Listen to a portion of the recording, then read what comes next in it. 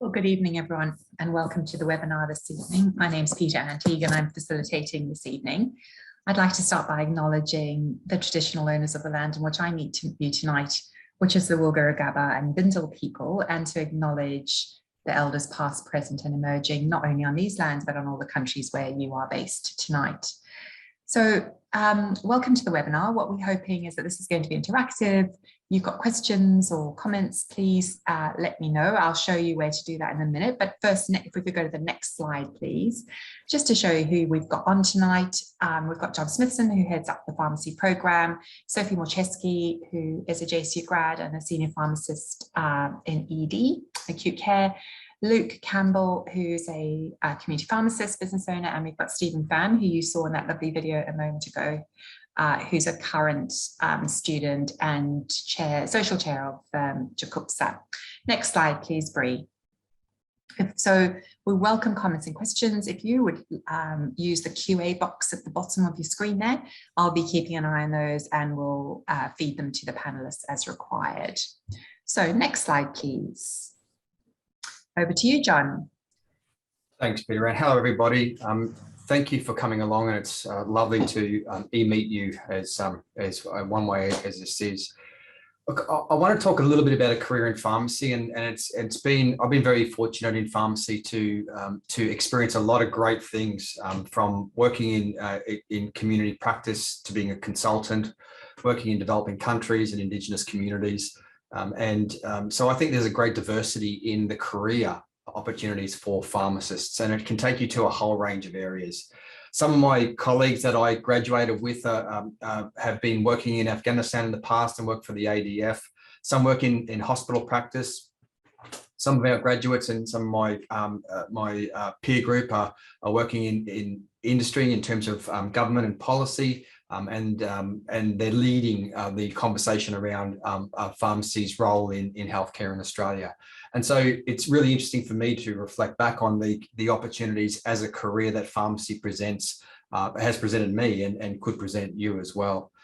The other thing— I think, John, sorry, I was just going to cut in there to say, this is a very interesting time for pharmacy, isn't it? Because with the pressures for COVID and the closure of the borders and the real workforce shortages that we've got in all health professions, particularly in pharmacy at the moment, it's an opportunity, isn't it, for everyone to be really extending their scope of practice, isn't it? And particularly outside of metro, where we're very short of healthcare professionals. Yeah, thanks, Peter. And so in regional areas, in Mackay, Townsville, Cairns, out west, there's a significant shortage of pharmacists, and I'll ask Luke to comment in a moment. Luke's one of our past graduates from, Luke, more than a decade ago now, 15 years, be close to that. Yeah, it's about 2008. And Luke's a community pharmacy owner, or you've got a couple of pharmacies here in Townsville, Luke, and maybe you might speak to the opportunities for people coming into the profession in terms of the work. But before I hand over to Luke, I just want to say one more thing. The thing that really excites me about pharmacy and the opportunities that it presents is not so much what I get out of it, but it's the opportunity for that the profession presents to be able to influence people's lives in a positive way. So pharmacists are well known for their expertise in medicines management. You will have interacted with pharmacists, no doubt, in your lives when you have that intersection with your general practitioner, getting prescriptions, going to the pharmacy, getting those scripts filled, or you're going to a pharmacy for a self-limiting condition like a cough or a cold, and you're getting treated there. And it's that opportunity where pharmacists present in the public health arena and in critical care areas, which Sophie will speak a little bit later on, that I think really makes a massive difference to people's lives. And so that's what excites me about this industry. There's massive potential for people in the career, and we've got a big role to play in providing community care. And Luke, could I just hand over to you maybe just to talk a little bit about your views? You own 2 or 3 pharmacies, your views about the opportunities for young pharmacists in the region. Yeah, and thank you both for inviting me along tonight. I do hope that some of the attendees do decide to study pharmacy. Look, the opportunities for pharmacists are really great in Townsville. In the community pharmacy, which is sort of my field of expertise, I guess I'd like to sort of uncover maybe what it is that I do. You know, I know that the general idea of what a community pharmacist might do is sticking stickers on boxes, and really there's so much more to it than that, and the scope of what we do day to day is it's huge. You know, so there is that. There's dispensing of medications. There's, you know, a lot of what I do day to day is what I call educating, really, and that's educating members of the public, our patients, on topics like you've mentioned. So maybe some self-limiting conditions that they come in with day to day. And being that we're so highly accessible, you know, you can go and see a pharmacist without an appointment. There's not many health professionals that you can do that with, and albeit for free as well. We don't charge for that service. So providing advice on those things, as well as around medications that people come in for day to day to get dispensed, that opportunity for you know, like-minded young people that are looking to get into the healthcare industry and maybe pharmacy is really great. The impact that I have day to day on, you know, the people I work with, other health professionals, but then also patients that come into the pharmacy day to day is phenomenal. And you know, it's not often we get the feedback from these people, but when that comes back to you and the positive impact you can have, it can be really dramatic, really heartwarming. Yeah. I wonder, Luke, if I could circle back to something you said a little bit earlier, because as a doctor, obviously, I've have a long career of working closely with pharmacists, and the sense always, well, there were two comments I would make. One is that community pharmacists often have a really enduring relationship with patients, that, you know, because you've had the same pharmacist for years and years and years, and they'll often steer patients through some very troubled times and rocky times. So that's the one thing. And the other thing is that as a doctor, I've always had the sense of pharmacists watching my back. You know, the phone will go, they'll say, oh, Luke just wants to have a quick word, and you might say, did you really mean to give whatever, or, you know, can we have a chat about, oh, you send a letter through? And I mean, I think it's such extraordinary teamwork that's invisible. I think if you're not working in the profession. Yeah, I would very much agree. There would not be a day that passes that we don't collaborate professionally with other health professionals, doctors, you know, and on rare occasions that might be calling to pick up on a mistake that someone's made. And I guess to touch on the relationship building you mentioned, yeah, like I've worked, you know, in the dispensary of the community pharmacy, one of the ones that I own now, for over 10 years. And there's been people that have been going there longer than I've been there. And it's really humbling. And I think it's a very attractive part of the job to be able to get to see these people sometimes every day. There's a number of people that I would see in the pharmacy every day.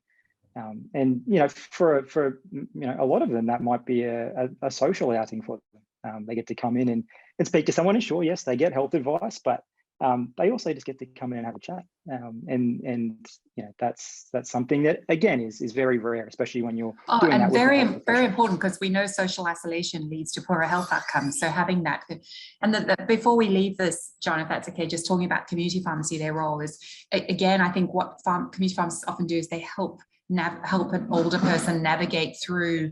They're on some medications, and then they're on quite a few medications, and then they need a Webster pack, and then they have some deprescribing, you know. So there's a whole journey that pharmacists walk alongside, community pharmacists walk alongside patients, I think, which is very, very important. And Sophie, if I can maybe, Sophie works as a hospital pharmacist, and you know, that point of transition, Sophie, from hospital care back to the community and pharmacist roles. Maybe could you speak a little bit about that, and the multidisciplinary teamwork that occurs in between, you know, there's, in my mind, there's a triangle between the hospital pharmacist, community pharmacist, and the patient's general practitioner, and the handover of that care in a coordinated way. Yeah, so like Luke said, thanks for this opportunity to come have a chat as well. Like it says on the slide, we're in demand. We need more pharmacists. But mentioning shapes, I guess, John, I see pharmacy process as a circle. So we're both at the primary point of care, and then once again at the end, and then it just keeps continuing, I guess. So from both a community setting, you'll see them at the start, whether you then refer them on to a hospital or back to their GP or anything like that. But then I guess coming into the hospital and my role in ED, I'm generally the first person that they'll see there coming in from the community and the first person that they'll talk to. So that's kind of the first interactions that you'll have with patients. And I guess the first kind of views that they have of the environment, which is probably a big deal that you, or a big impact that you can have on the patient, and their families and carers. Yeah. Because if you can't set that environment up for them in a comfortable and safe way, then they're not going to have a good admission throughout the whole hospital, I guess, or throughout their whole stay. And then throughout that admission, so we'll take the medication history, and then we have multiple interactions with not only the doctors, which is obviously something that I'm a hospital pharmacist and I love and enjoy that close interaction that you can have with the doctors, but all the allied health team. So that includes, your social workers, your dietitians, your speechies, physios, OTs, everyone comes together in supporting of that patient and their families and carers. And we'll work with the patient throughout that entire stay and have chats with them when their medications are changing. They're always involved in the process as well. And then linking back then on discharge, where that last face that they see going home. And hopefully it's a familiar face if they haven't moved around too much, but then we'll interact closely with, for example, at community pharmacy and keep that strong communication going, not only between the patients, but then the primary caregivers as well as the GPs. We're sometimes phoning them up and, letting them know. And with the way technology is working now, GPs also get our medication lists that we provide on discharge as well. So yeah, it's a full circle. Yeah, great. And can I ask, and Luke, I'll ask you to give you an extra moment as well to think about the answer. But Sophie, if there's one thing that you'd say about your job as a pharmacist in the hospital, what's your favourite bit of the role? Oh, look, I always say it's the patients, and I know that seems really corny and ironic, but really, like, I started in community pharmacy when I was a student, and I guess it was from there, which is why I decided to come to hospital. I wanted to try something a bit new, and I guess I never left because I liked it too much. But having those close interactions with the patients and the doctors as well, and being involved in the care and the way that pharmacy as a profession is progressing these days, being more involved with the patient's care and the clinical decision making with the doctors, that's what I enjoy. Yeah. And Luke, you? Yeah, look, I would very much agree with what Sophie said there. If I was to wear my pharmacist hat, I would say that definitely the relationship building aspect of being a community pharmacist it's humbling. Like I said before, it's heartwarming to get that positive feedback and see the positive impact you can have day to day on a patient's health outcomes. It's really humbling. And if I was to throw on my pharmacist owner, so my business owner hat, I would say that being able to build an environment, a business from the ground up, one that employs members of the community, that facilitates these positive impacts, these positive changes to health outcomes through something that I've helped to build from the ground up is again humbling. And Peter, and I was just reflecting as I was listening to Sophie and Luke, one of my favorite things when I worked in community practice was that I deal with unwell people, but I'd also deal with well people. And that was a really rewarding dichotomy for me, in that I was able to help people maintain health and keep and make sure they didn't get sick, as much as I was able to interact with them when they were unwell and try and bring them back towards good health. Yeah, and I think, John, that's such a good point, isn't it? Because we know that strong primary care prevents admissions, keeps people well, with a focus on health and wellness rather than always looking at the deficit model of illness and disease. And I think community pharmacists, sorry, Sophie, I know hospital pharmacists are very weak, but that idea of community pharmacists being an integral part of that primary healthcare team, preventing illness and being front and foremost in I don't like the word wellness, but in keeping people keeping communities strong and healthy. And I also reflect on, the role that pharmacists have played during the pandemic in helping vaccinate and, giving people accurate information and being an easy, accessible point of contact for people to just say, oh, what do you think? Well, I'm on this tablet. Do you think I should have the vaccination? Like really, I think that's again, an almost invisible part of what pharmacists have done over the last year or more. And that primary care role, I guess, is part of the invisible role that pharmacy plays, but so critically important. Yeah. Should we right? Should we go to the next slide, because we also want to get the student voice in this, don't we? So yeah. Yeah. So before we hear from Stephen, so Stephen's one of my third year going into final year students. I just want to talk a little bit about our program, and I invite Stephen's thoughts about his experience of our course as well. So pharmacy at JCU, we've been around for more than 20 years. I'm the academic head of pharmacy, and I'm a graduate of our program, and I'm very proud of that. So JCU's got a very long history of producing job-ready graduates, and I'm sure Luke would agree that our graduates are in high demand in the industry. And we've got our graduates all over the country and in some weird and wonderful places around the world. And there's some really interesting facts and statistics about the health workforce that JCU Pharmacy's developed in conjunction with the broader health degrees here at JCU. So we, as of this year, we had our first year where we offered our course, not just in Townsville, but in Mackay and Cairns. And the reason we did that is we wanted to provide people in the region with access to the best quality pharmacy education. So for those people who are living in those regional areas who can't afford to or don't want to leave their home, they've got the opportunity now to interact and engage with what we think is world-class pharmacy education right here in North Queensland. And so our degree has for a long time ranked as one of the best pharmacy degrees in terms of student experience for the last decade and a half. And we've got a number of 5-star ratings for our teaching quality, our skills development, our learner engagement, and overall student experience. And Stephen, before I go on, could I invite you maybe to talk? I mean, you've been in our program now for 3 years. What's your experience of the JCU course from a student's perspective?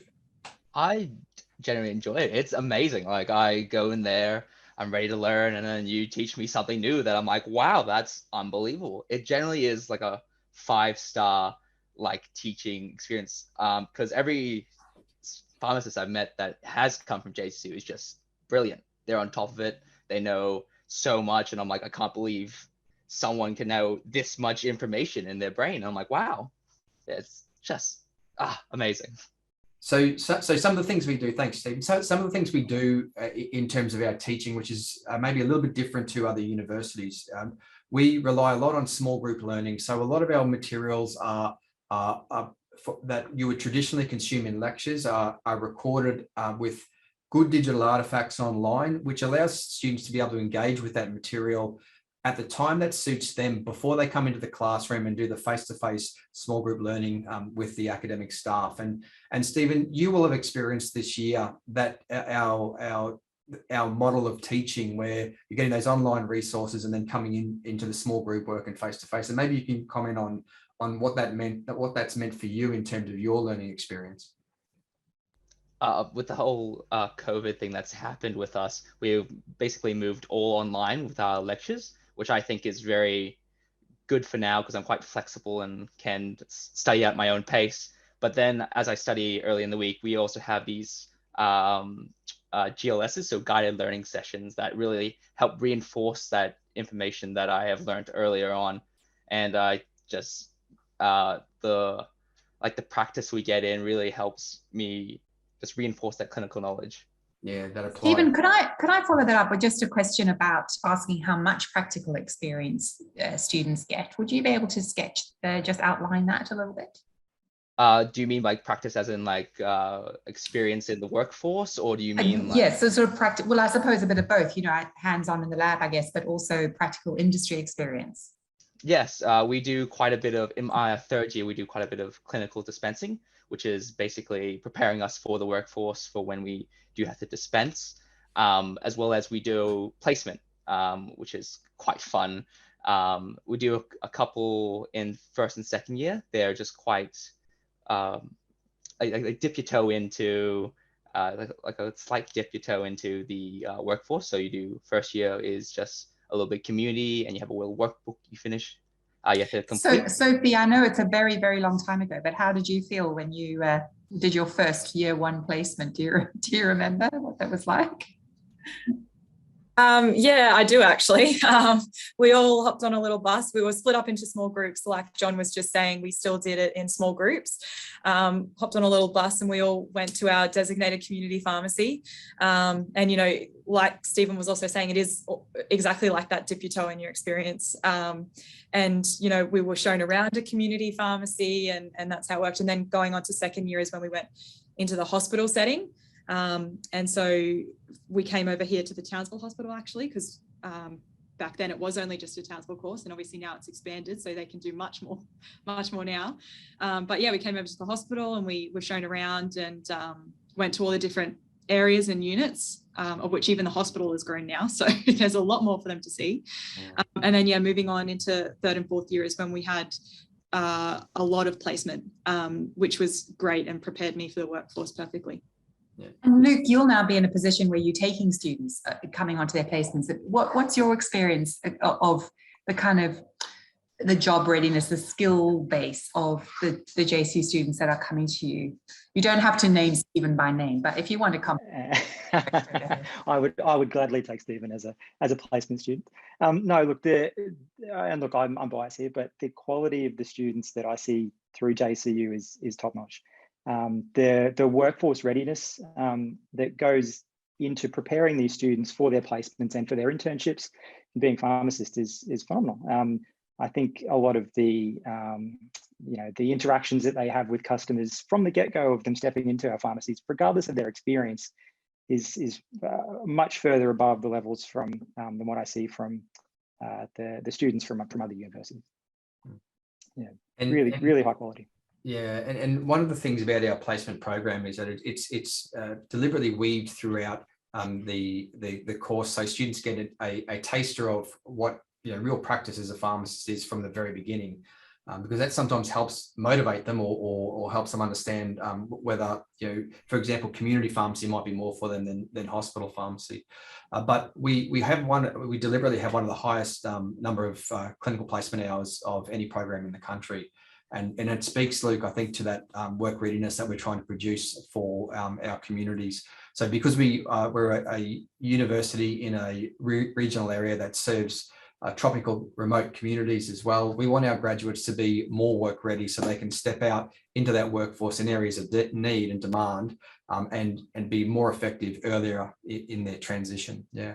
And so I think our hands-on experience of clinical placements, that starts in our course in the classroom, where Stephen will attest to the casework that we do on a weekly basis to prepare them for the transition, and that bridging between the theory that students take online and the practice environment that they experience when they're on placement with yourself, Luke, and Sophie. Even I'd be very interested, because obviously there are people online at the moment, and then there'll be people watching the webinar subsequently. What attracted you to pharmacy as a career and to JCU to do it? It was because initially I always wanted to go into the health field, but I didn't know where I wanted to go. And as I grew up and I got older and I visited the pharmacy more and more as I grew older, because I kept getting sick and I'm like, I can need to buy medication, I kind of grew interested in it. And then I thought to myself, I really enjoy like knowing how things work. That's just how I am. I just like information and understanding how things work. So I just fell head over heels for pharmacy. I was like, oh, this drug does this, you're sick, so you have to treat it with this. And I just kept enjoying learning stuff about pharmacy and how the body works and how medication works, and stuck to it. And now I'm here.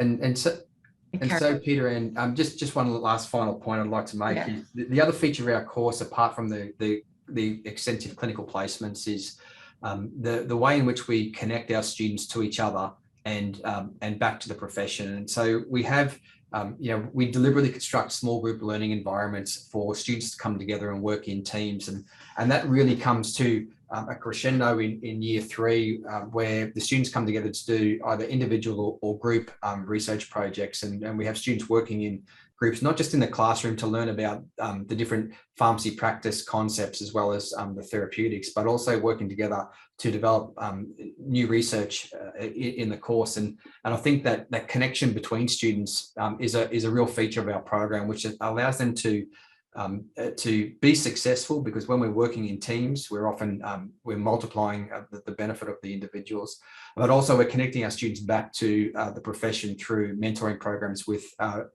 registered pharmacists, and that program starts in the first year of our course and trickles through the remaining years. And we find a lot of our students, by the time they're in fourth year, I'd say more than 75% of those students will be working in a community pharmacy or in a hospital pharmacy as pharmacy assistants, to link back to give them that industry experience. Yeah. John, I know you're going to talk a little bit more about the structure of the program, but there is a question here saying if there are any plans to offer pharmacy from the Rockhampton area, or in Rockhampton in the future. Yeah, we've got no solid plans for Rockhampton, but we're very interested in the opportunities there. Now, the nice thing about the proximity of Rockhampton to Mackay is that, and maybe you should explain how we organise our weeks for our students. Our course is built on the premise that we need to provide the best quality pharmacy education, but education that's accessible and flexible. The accessibility is around us having our course offered in sites away from our main hub here in Townsville. But the flexibility is also increased by only requiring our students to be on campus for 2 days a week during the normal semester. And what that does is it means that students that come from a little way out of town, and I know Rockhampton's not a small way from Mackay as an example, but certainly we have students who are interested in travelling from Mackay for the 2 days of face-to-face learning that they do each week in the classroom, and that's learning in the laboratories, in the guided learning sessions, in the tutorials with our academic staff. And what that does is allow students to say remain in their location in, let's use Rockhampton as the example, but still access world quality pharmacy education with a small amount of travel each week. Now, the other thing that we do with and for our students is bring them together for masterclasses every semester. So all of our students from the 3 campuses will come to the Townsville site for between 3 and 5 days a semester for each year level, to interact with each other from the different sites and interact with us with the resources that we have here in Townsville. And so while we're not in Rockhampton at the moment, we think that our spread at the moment does give people in the surrounding areas the opportunity to engage with JCU pharmacy in a way that allows them to balance their other responsibilities in their life with their families and their jobs. And I think, John, before we go on to the next slide, that has been a hallmark of the new structure, hasn't it? Is that people can work really quite a lot in jobs or have their family commitments and just come to campus for those 2 days a week. Yeah. Masterclass once a semester, and are able to organize their lives in a way that's not going to be financially too damaging. They can keep back. Yeah. It's hard, but I think they're managing it well, aren't they? The current. Yeah. So the call out to us was, how can we be more flexible to facilitate people who, for example, have got other commitments in their life? They may have financial commitments, they may have family commitments. And so we went about, we needed to do that in a way that didn't compromise the quality of the education, because what we don't want to have is poorer outcomes for students. And, people like Luke and Sophie who are employing our graduates, they deserve the best quality new graduates that come out, as does the community deserve great pharmacists. And so to do that, what we decided to do was rearrange our timetable, where we put the traditional lecture time, which was a significant component of our program, into high quality digital online learning modules, which prepared students to come into the classroom for that 2-day block each week. And so we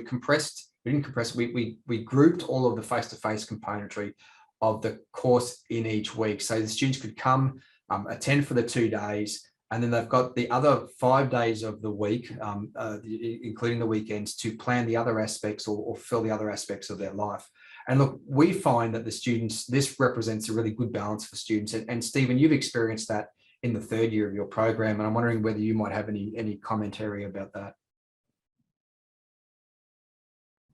Yes. So it has been it's quite flexible with they are quite high quality lectures as well, which I do enjoy, and they're all recorded, which is just amazing because sometimes I'll miss something, or I'll like skip past something, or just like I'll blank out for a second. I'm like, oh, I missed that. I can go back and still make very high quality notes, which really do help with my learning.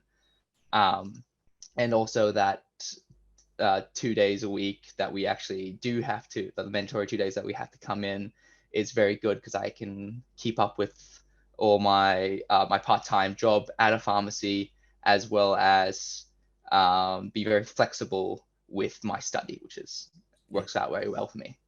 Yeah. And under the old model, Peter Ann, now if I held a lecture at 10 o'clock on a Monday morning, 10 to 12, students would have to be there between 10 and 12 on a Monday morning. But now I give that same content recorded online with activities that they do. Now they can do that at 9 o'clock at night if that's when it suits them. The quality of the experience isn't altered because the students still get me in a small group learning environment afterwards, but it does provide them with lots of flexibility to be able to. And I think one could argue education that actually enhances the experience, John, because then, they've got a bit of background information and they can. Yes, yeah. John, there is a question here saying, when will information regarding accommodation in Mackay and class schedule for pharmacy be released, please? Right, so we do have some accommodation available to students in Mackay. It's a small amount, but it's focused on the first year of the for first year students, and really what we want to do is help them become established in that first year, and then they often move out to their own accommodation after that. The timetable for 2022 is being developed now. But the first year program for pharmacy in Mackay will be on the same 2 days as it currently is this year, which will be the main face-to-face contact in that program will be on the Thursday and the Friday of every week. Thank you. Shall we go to the next slide then, please, Bree? I think we've covered this in some detail, haven't we? But I wonder, Sophie and Stephen, in no particular order, do you want to tell us where you did all your placements during your course? Let's start with you, Luke. My first one, and probably my most memorable, was in Ingham. Ingham? Mm-hmm. That was and that's what possessed me to get into ownership. Actually, I met a fellow in Ingham who built a pharmacy from the ground up, and this was a really inspirational guy. Had so much community impact. Employed a lot of locals, and it built this environment where people could come in and have these really positive interactions with health professionals. That was something that I really drew upon, and what ultimately has been a big part in what's sort of penciled my career into where it is now. Luke, does that pharmacist know the impact they had on you? Yeah, he does. Yeah, yeah. We have caught up on a number of occasions following that. Yeah, yeah. And Sophie, how about you? Sorry, go ahead, Luke. I was just going to say, Peter Ann, that those connections that students make during their placements endure well into their careers, and so I'm still in touch with some of the pharmacists that I did my placements with going back some time now. Sophie, how far did you travel in your placements? What was so memorable? Ironically, I think like Luke, it's must all go back to the rural ones, but the one that really stuck with me was Bowen. I went to Bowen Hospital, and it was one pharmacist to a few beds, and yeah, I guess that one was the one that made me want to do hospital pharmacy. And I have always said, tell me why, Sophie. I want to understand, because Bowen's a tiny little rural hospital run by pharmacies. Yes. So yeah, I've always said I've always said I never want to go to like a massive hospital and one of the big metropolitan areas. It's not really for me. I've always wanted to stay smaller. And I know you can't really say that about Townsville, but when you put it into comparison to some of the bigger ones out there, you still have that close-knit team. And that's what I liked about Bowen. I liked the fact that she had those one-on-one relationships, not only with everyone who was staff, but then out in the community. So, you get invited to the social events during your placement and say, oh, come to my house, we're having a barbecue or whatever. So I guess, that, and you can still take that exact same experience and apply it to the ward that you're on or to whichever rotation that you're on in a hospital setting. So that's really what drew me. And then all of my other placements were just, you know, Brisbane, Townsville, all kind of in that caption area. Thank you. Stephen, what about you so far? What's the standout placement for you? Oh, standout placement for me was probably Barcaldine. Barkey? Yeah, Barkey. Before placement, I've never heard of it in my life. And I'm kind of glad I decided to do the rural placement for the 4 weeks, because then I was sent out there to Barkey and Longreach. And it was just an amazing experience. I got to work with one of the 2017 JCU graduates. She was just amazing. She knew so much, and I learned so much from her.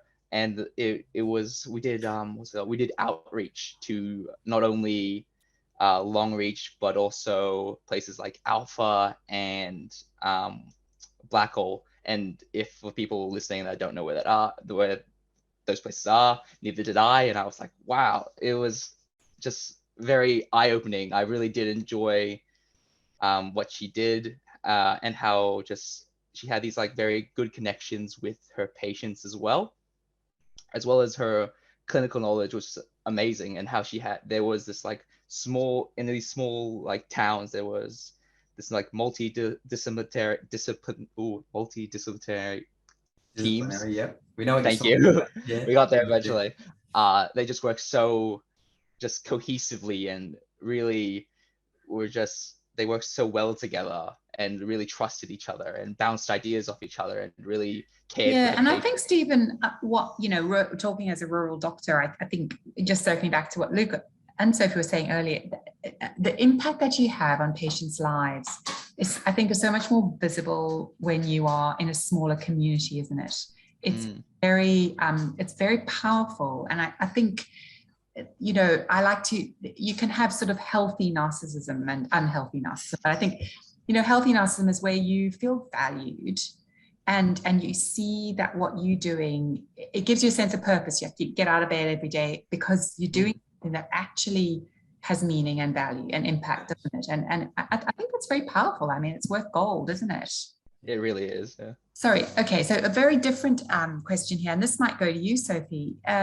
Do you get any experience in the drug development or research fields when you're doing placements? Yeah. So I guess we've got the centralized services area. Do you mean making drugs? Is that what you mean? Or I think the person's just interested in research as a whole, and that's sort of part of pharmacy practice. Yeah, okay. So research you can take in a number of different ways, really, and how you go about it is very different. So when you start in your intern, so our students actually from JCU, they come over and do, some of them are linked in with their honours projects, and they come over and do their research over here or on placements. We actually link them up with a few different pharmacists, and they're welcome to look into doing further research and quality improvements with them. So that's kind of your introductory into that area, I guess. But then moving into internship. So if you're a successful applicant, and I know Townsville is very strong on this front, we're also probably one of the leading areas who do encourage our interns to take their research project a little bit further to the essence of where they're presenting it, and if it is on that spectrum, publishing it as well. And whatever they decide to investigate is done alongside with our educators, so they can do investigations into drug usage within the hospital. So it, like I said, whatever specific thing that they want to investigate or look at is up to them. Myself, going into residency program, which was put out by the Society of Hospital Pharmacists of Australia, you're also encouraged to do a research project with them, of which I completed my graduate certificate of research, of which now I've taken a step to do my PhD. So I'm currently enrolled in my PhD and investigating that. So there's multiple different areas though, whether you want to investigate more into drug usage side of things, or research into, like practicalities of how things work and, improving processes there. There's so many different realms that you can go into. Thank you. Shall we go to the next slide, John? Yeah, I'll just add one more thing too, Peter, around that all of our graduates undertake research in our course now, and so all of our graduates now graduate with an honours degree. Some of those students will do it as a team, a research team. Others will do it individually. The only other thing that I wanted to throw in there is that many of our large partner hospitals do run small clinical trials wings. And so they're directly involved with drug companies that are collecting data about new potential drugs in our community, and so that's another part of the work that hospital pharmacists, for example, engage with as part of their work. But I'll talk now about thanks, John, because I'm conscious of the time. So it's really just talking about, and one of the things I want to make sure that we do cover is if someone says, oh, well, I haven't done math, chemistry or whatever, and I still do pharmacy. So if you could just spend a little bit of time talking about that. Yeah, sure. And I appreciate the reminder, Peter. And so our course starts in February of each year. We've got 3 different locations, Cairns, Mackay and Townsville. We have the first 2 years of our course, so it's a 4-year course. The first 2 years of our course can be taken part-time. So for those people who are transitioning into higher education after a bit of time away or have other commitments and they want to take the first 2 years part-time, they can. Otherwise, it's a 4-year full-time course. Our entry requirements are English, chemistry, and maths methods. Now, the interesting thing there is that we have a number of our students who haven't had one or other of these prerequisites, and so what we have now is the ability to bridge those students in. And so we have intensive courses for example, if you're missing maths or you're missing chemistry, we've got bridging courses for students who can just take that maths or chemistry subject over the sort of November, December, January period. So it's a relatively short course, and students can take that. And we pack into the offers now where potential students don't have, for example, chemistry, but they want to do pharmacy, then we can offer them a chemistry bridging course. On the successful completion of that bridging course, they get automatic entry into our pharmacy program, and they start in their pharmacy course in the February of that year.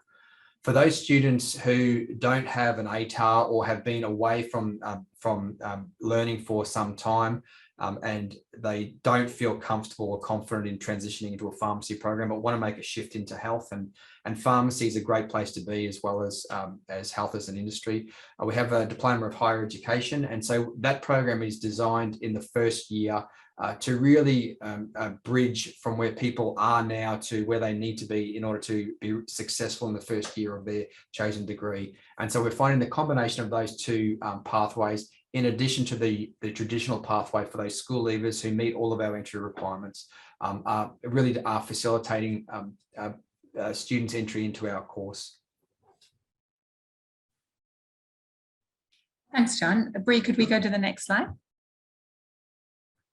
And just to say, it's just a very easy, whether you're mature age or school leaver, you just apply online on the QTAC website. John, is that correct? Yeah, so I mean, this is something even I could get right, Peter, and it's a single application process through QTAC. They jump on the QTAC website and they apply to do pharmacy. And so from there, JCU will process the application. If there's a deficit in the prerequisites, then they'll often offer that pathway course or the appropriate bridging course to the student as part of the package. So it's a really simple process. Thank you. Next slide, Bree. I think that, some good questions have come up along the way. Luke, did you have anything that you felt we hadn't covered that you really wanted to highlight or bring up? No, Peter, I don't believe so. I think we sort of covered the majority of things there. I guess sort of touched on community pharmacy and some of the different aspects of what that might entail, and what pharmacy ownership might as well. It's just that slightly different pathway to what the traditional community pharmacist might appear to the general public. No, I think we touched on most things there. Sophie? I think there's just 2 main points that I'd like to finish off by saying. I guess circling back to, JCU and JCU Pharmacy, the program, during internship myself, I guess you could really, and this isn't me being biased at all, I've heard multiple people say it since, when you go to, because you're set up with the intern program as well, when you used to do those courses with the other students, you can really tell the difference between a JCU student and the others, being that the amount of placement that we get really does make a difference to the way they then are able to transition into the workforce, and they're able to, I guess, make those differences and relate their textbook learning to actual practical work. So it is a benefit having the amount of placement that we do in the course. And then secondly, just the flexibility with pharmacy these days. So both in community settings and in a hospital setting. So whether you have kids, whether you're a young person, you still want your weekends, or, you know, whatever phase you are in at your life, the pharmacy career is rather flexible to those needs. But yeah, that's about it. Come join. We need you. So someone said, oh, this is very sweet, and Stephen, you might be the right person, but someone said, I'm super nervous to be starting university next year. Is there any advice you could kindly offer me? Stephen, this might be your cup of tea. I think it might be, yeah. Because I graduated, when did I graduate high school? Like 2017, and jumped straight into uni. And I don't think I was too prepared for it. But as I've gone through uni, I've learned that you should really just keep on top of your subjects, allocate time, get a schedule going as well. Because if you don't, you'll just forget to study, and then you'll fall behind, and then you realize, oh, it's week 13 and I have all this content to cover. So start it early and have a allocated time, have a schedule to follow, as well as friends. Friends are amazing. They'll help you through it, and you can bounce ideas off of them. You can ask them questions. You can teach them, which is good, because if you can teach them, that means you know the content. And what else? Friends also have a different perspective to you. They'll say things that like you never even could think of. You're like, oh, I didn't think of like that. And yeah, that's my Steve, did you want to briefly mention JCUPSA and the role that plays? Oh, JCUPSA, that's amazing. It's the JCU, so James Cook University Pharmacy Student Association. It's the society that we have, and I am the social rep for it. Oh, one of the social reps is my other social rep as well. She's great. But they really will help you through. We're mostly made up of like second years onwards. So we have all that experience that would help you through. If you even need just a chat with someone or some handy tips, you can talk to us. Also, we have events going out throughout the year where you can meet new people, network, and make new friends that you can study with. And just, yeah, full of fun experiences. Steve, yeah, I think also it's really fair to say that you know, you've got faculty members available to support you, and the university itself has got significant support if you know, to help with study skills. And I mean, COVID really disrupted the social side of things, but hopefully from next year there'll be a bit more. But they're great student clubs like Rhino, which is the Rural Health Student Network. And Luke and Sophie, I'm very aware of the time, so I don't know if you've got any last words of wisdom to offer a young person starting university, coming to do pharmacy, feeling a bit anxious, maybe away from home. Oh, don't be, I would say. No, jump in and do it. We need all the pharmacists we can get. I can attest to the fact it's a great profession. And like Sophie said, the JCU course, I saw that as a student, and now as someone that takes these students, it is top notch. And it does produce really high quality students, which in turn become really high quality pharmacists. And if I'm going to help Luke at any point right now, it's going to be this one. I would get experience as early on as possible. And I know it's hard to balance, and, you know, you want to let yourself sink into the program for a bit, but then I would get experience and, you know, get a job in a community pharmacy, and hopefully we're accepting students as well soon. So get that experience early on. You get the hands-on experience as well. And once again, that just makes the difference between you and all the other students when you enter your internship. But yeah, that's what I would say as well. But don't be scared. It's an experience. It's fun. Jump right in. Well, we might bring that to a close. John, as the the man with the greyest and biggest beard on, I hand over to you to have the final words. Yeah, thanks, Peter. And look, I just want to reiterate the opportunity that health presents as a career is enormous, and the scope of and the expanding scope of pharmacy represents a great opportunity for anybody who's interested in health to have a dynamic and interesting career for the rest of their lives. There's more work out there than we can poke a stick at. And so the opportunity for employment and secure employment throughout your entire career is really high. So I think personally, Peter, and this is a really exciting time to be in pharmacy practice. It's an exciting time to be in health. COVID's shown us the ability of the profession to pivot on a dime and make offerings to our community to support them through these different times. We run a world-class course. I'm biased, I know, because I was a graduate of it and I run it now. But I've got some of the most dedicated pharmacy educators in the country working here. They form close relationships that endure with our students. Testament to these guys turning up tonight in their own time to help us spread the good word. So if you want a great education, which will lead you to fantastic opportunities in a career of pharmacy, then I think you should consider JCU because it's a great place to be. That's all I'd say, Peter. Thank you. And then there's just one last very specific question. Is if I've studied CH1001 previously, will it credit into the pharmacy course, John? Yeah, I'd have to look at the content of CH1001, but I'm pretty sure it's equivalent to one of our foundation chemistry subjects, and so it would credit across, yeah. And so that person could just go onto the website and send a message through, and that would get to you, and we would look at that, wouldn't we? Yeah, someone would assess that credit. Yeah. All right.